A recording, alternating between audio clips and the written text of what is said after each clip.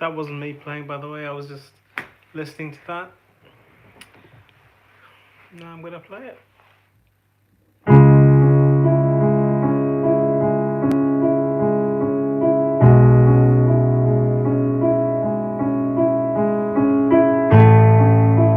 Wow, that sounds really nice.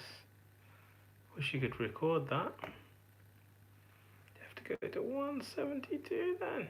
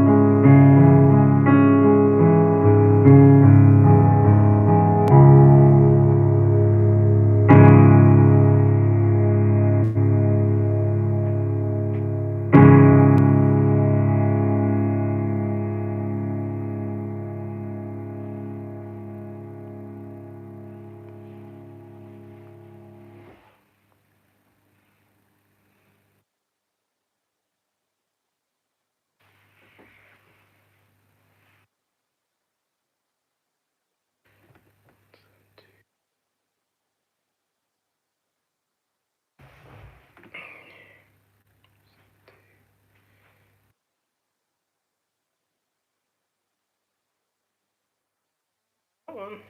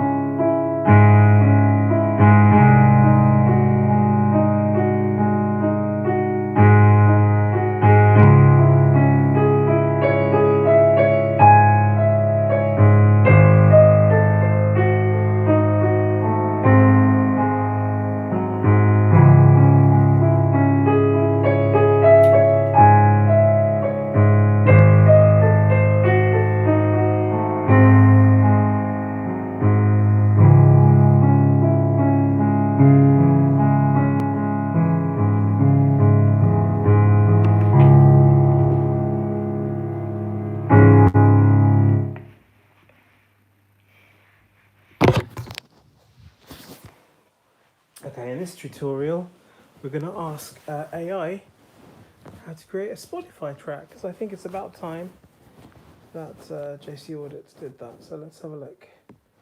Let's ask AI.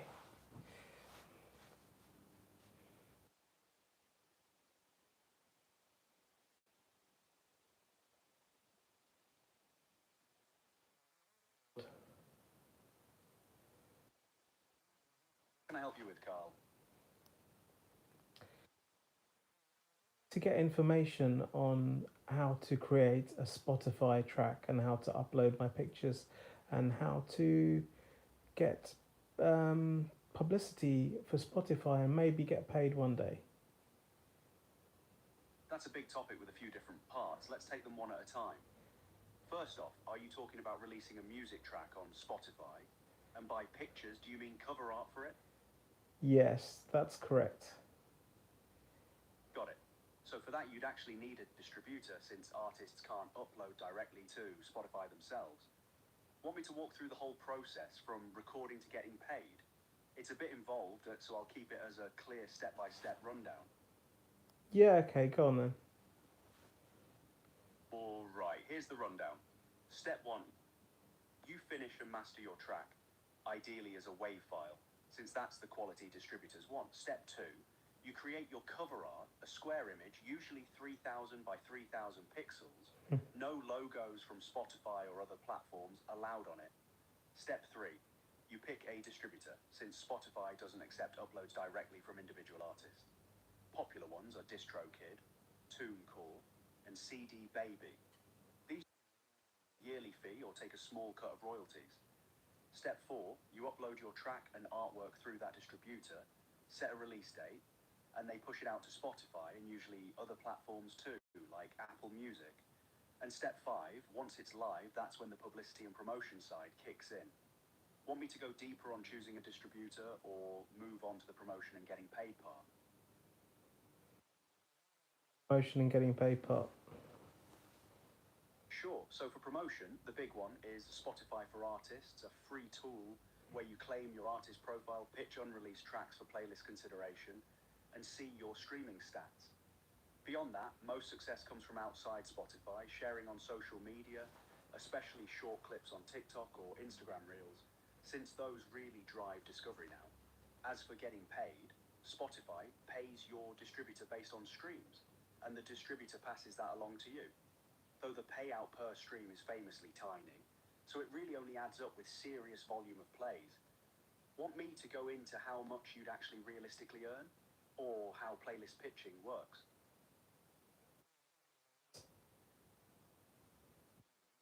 Money side, since it's the simpler of the two. To 5 thousandths of a dollar per stream, roughly 0.4 cents. That means 1,000 plays might earn you about $4, and you'd need something like 1 million streams just to make around $4,000. As for playlist pitching, you submit your unreleased track through Spotify for Artists at least a week before release, and Spotify's editors consider it for their own playlists, though it's competitive since thousands of songs get pitched every day. Want tips on making a pitch stand out? Just tell me what Spotify for Artists is exactly.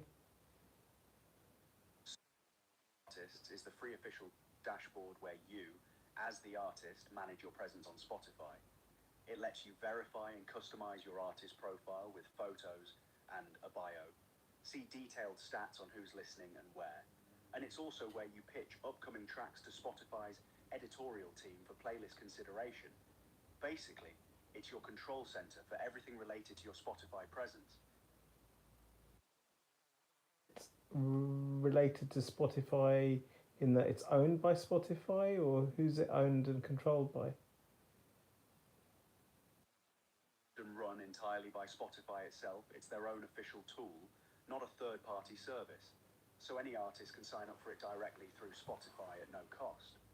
I take it you need to have a track on Spotify to use the tool.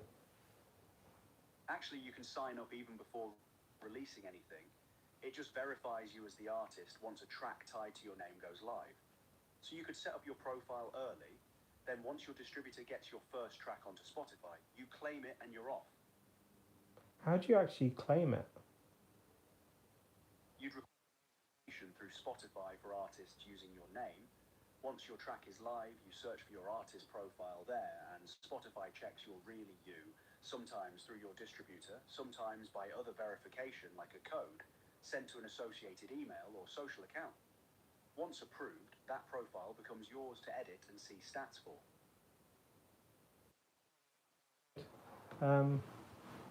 I mean, could I get rich from it? Yeah, realistically not from streaming alone. Most independent artists who actually make money treat Spotify more as a discovery tool and earn through touring, merchandise or sync licensing, like getting a song placed in an ad or show, rather than streams themselves. How do you get a song placed in an ad? That's usually through what's called sync licensing. You'd either work with a sync agency or licensing platform that pitches your music to brands, ad agencies and TV or film music supervisors, or you license it yourself through platforms like MIOU Zicbed or Artilist, where companies browse and pay to use tracks. Some distributors, like the ones we mentioned earlier, also offer sync licensing add-ons that pitch your catalogue for you. Play Beethoven on the piano. How is that going to help me? Well, classical performances are trickier since the composition itself is public domain, so nobody can stop others from also playing Beethoven. But your specific recording, the performance itself, can still earn you money. You'd release your recording through a distributor just like an original song, and it can absolutely get streams and even sync play. Films use classical piano recordings for that timeless or emotional feel. The trick is standing out, since there are countless Beethoven recordings already out there. I suppose it helps being beautiful and sexy. Well, it certainly doesn't hurt for the promotion side. A striking image or persona can help you get noticed on social media. But at the end of the day, it's really the quality of the recording and how well you market it that keeps people listening. A good recording. Shall I just use my iPhone 12? An iPhone 12 can actually capture surprisingly decent audio, but for a piano recording specifically, the built-in mic will struggle with the full richness and dynamic range, especially the low end and any loud passages. A cheap external microphone, or even just recording in a quiet, slightly reverberant room like a large living room, would make a big difference over the phone's mic alone. If you're serious about it, even booking a few hours at a local studio could be worth it for one solid take. How would that plug into an iPhone 12? The iPhone 12 doesn't have a headphone jack, so you'd need either a Lightning to USB adapter to connect a USB microphone, or a microphone that connects directly via Lightning. Alternatively, a lot of people use an audio interface, a small box that the microphone plugs into, which then connects to the Lightning port through that same USB adapter. Do you want some actual product suggestions? Yeah, why not?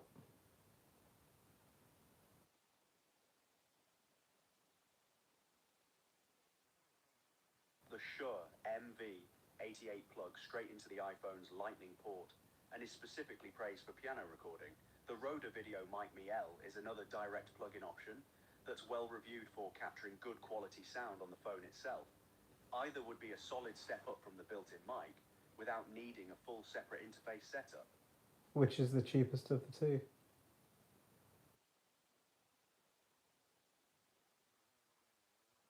Me-L is the cheaper one, around $80, compared to the Shure MV88, which typically runs closer to $150. So if budget's the priority, the Rode is your pick. And where can I get this in the UK?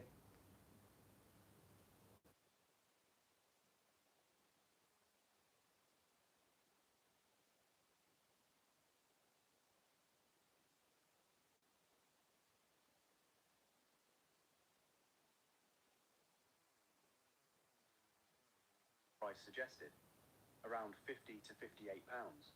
You'll find it on sites like idealo.co.uk, eBay UK, or specialist camera shops like Production Gear and Clifton Cameras.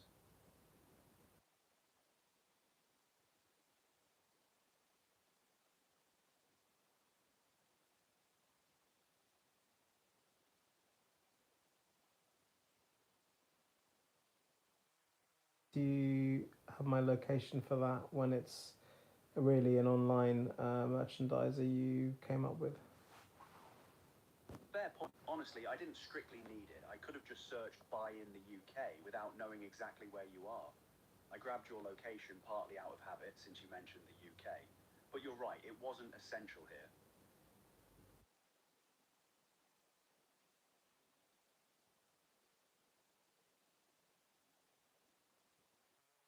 A mic or an adapter that plugs in between the mic and the phone? Just to clarify, no adapter needed for the Rode Video Mic Me-L specifically. It comes with a built-in Lightning connector on the mic itself, so it plugs directly into your iPhone 12's Lightning port.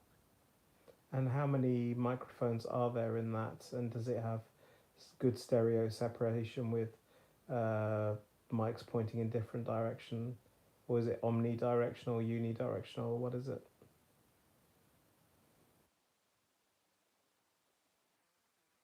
A single capsule mic, mono, with a cardioid, meaning unidirectional pattern. It's designed to focus on whatever's directly in front of it and reject background noise rather than capture a wide stereo image. If stereo separation really matters to you for the piano's full width, you'd want something like Rode's Stereo Video Mic Pro instead, which has two capsules in an XY array for proper stereo, though that's pricier and bulkier.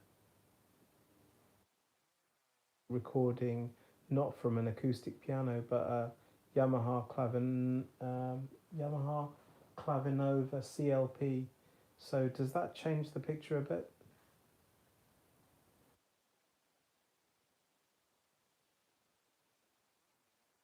For the better. A Clavinova is a digital piano, so you don't need a microphone at all. You can take a direct audio line out. Most CLP models have either an AUX out jack you can run into your phone or interface, or they let you record straight to a USB stick in stereo digitally. No microphone or room noise involved whatsoever, meaning much cleaner sound. Through the actual physical connections. Two routes. The simplest is USB directly. You plug a USB flash drive into the Clavinova's USB port, hit record on the piano itself, play your piece, and it saves a WAV file straight onto the drive. Then you just plug that drive into a computer, or with the right adapter into your iPhone, to grab the file. No cables between the piano and phone needed at all. The second route is using the AUX out jack, a small headphone style jack on the piano. You'd run a cable from there into an audio interface, which then connects to your iPhone's Lightning port via the USB adapter, letting you record live directly into an app. Would you like more detail on either route? Yeah, tell me more about that audio interface. An audio interface is basically a small box that converts an analog signal, like the sound coming out of your piano's AUX jack, into a clean digital signal your phone or computer can actually record. You'd plug a cable from the Clavinova's AUX out into one of the interface's inputs, then itself to your iPhone via USB, using that Lightning adapter we mentioned. Popular, affordable ones for phone use include the Focusrite Scarlett Solo or the smaller IK Multimedia iRig line, both letting you plug in and record decent quality audio. Honestly though, given your Clavinova has USB recording built in, that first route is simpler, no extra gear needed, just a flash drive. Okay, I'd like you to check my particular models to see if it's really got that USB recording. It's a Yamaha Clavinova CVP20.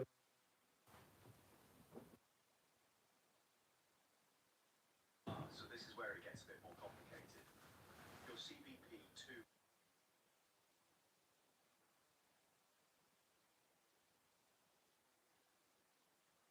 audio. So to get real audio out of it, you'd need to use the jack and run that into an audio interface.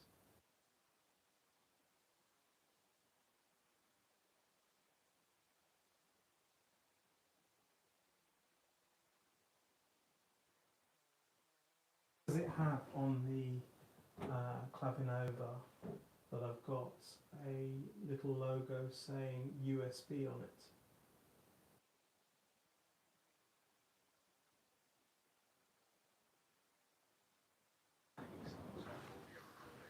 So plugging a flash drive in would let you save your performance as a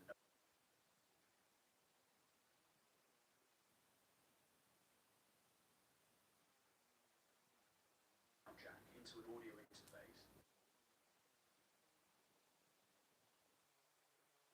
For the Focusrite Scarlett Solo and the IK Multimedia.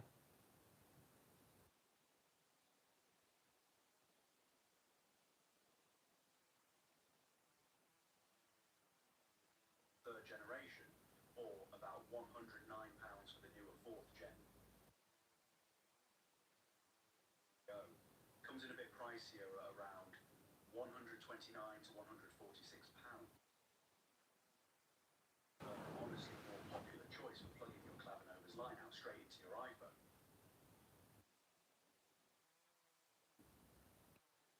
It's in the UK, and where can I get it from?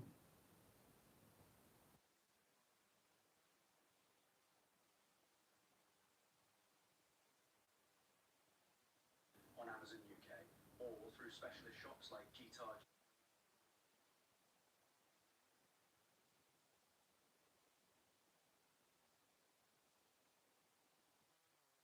Do I press on my iPhone to record?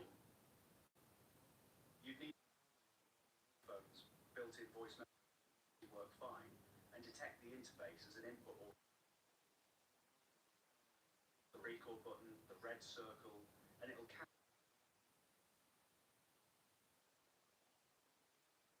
set for stereo tracks or editing. You might eventually want GarageBand instead, which is free and already on your phone. My iPhone? GarageBand actually comes pre-installed on most iPhones already, so check your app library or just search for it. If it download from the App Store.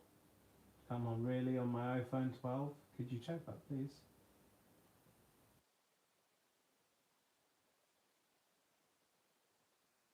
Turns out that's actually not quite right for newer devices. GarageBand isn't automatically pre-installed anymore on new iPhones. It's a free download from the App Store, though it and there's a wrinkle for you specifically, 17 or later. So as long as you use it. What iOS version can my iPhone 12 reach?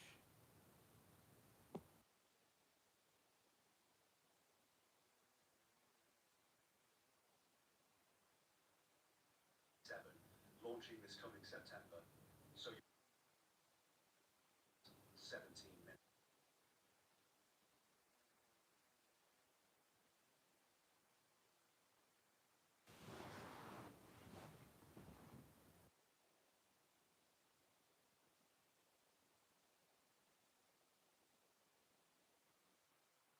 Good that I've got a Clavinova then, isn't it? Yeah, sounds like it. Between the Clavinova's Clean Audio out, the Scarlett Solo interface, and GarageBand on your iPhone, you've actually got a pretty solid little setup without spending a fortune. A small studio.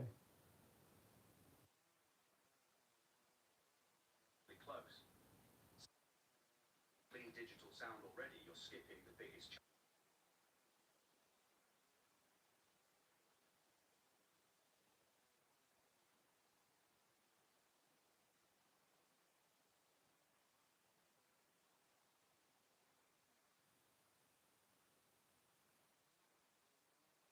you genuinely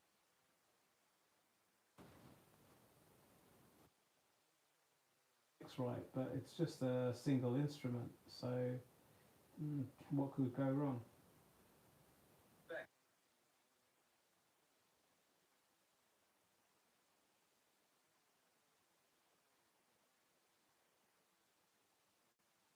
clip and distort. So get reverb to give it some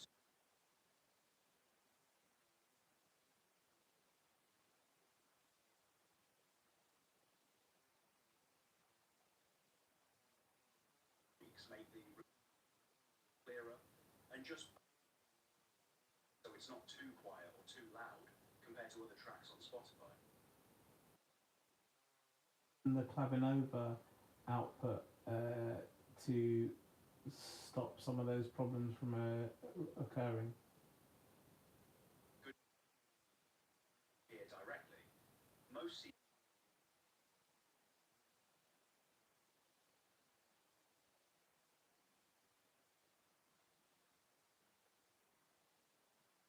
afterwards.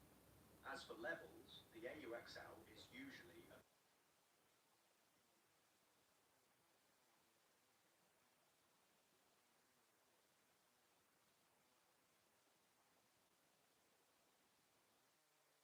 Fine tune the Gale on the Scarlett Solo. What do you physically or actually do?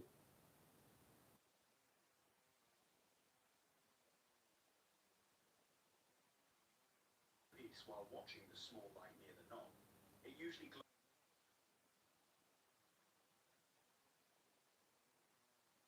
if it's flashing red or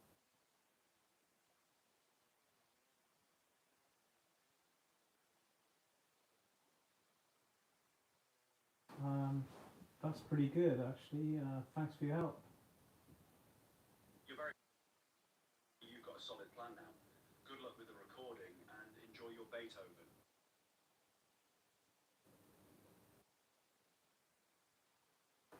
That's pretty cool. Don't know if you heard that.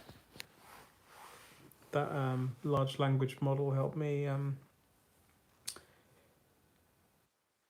to get tracks onto Spotify, how to record from my Clavinova.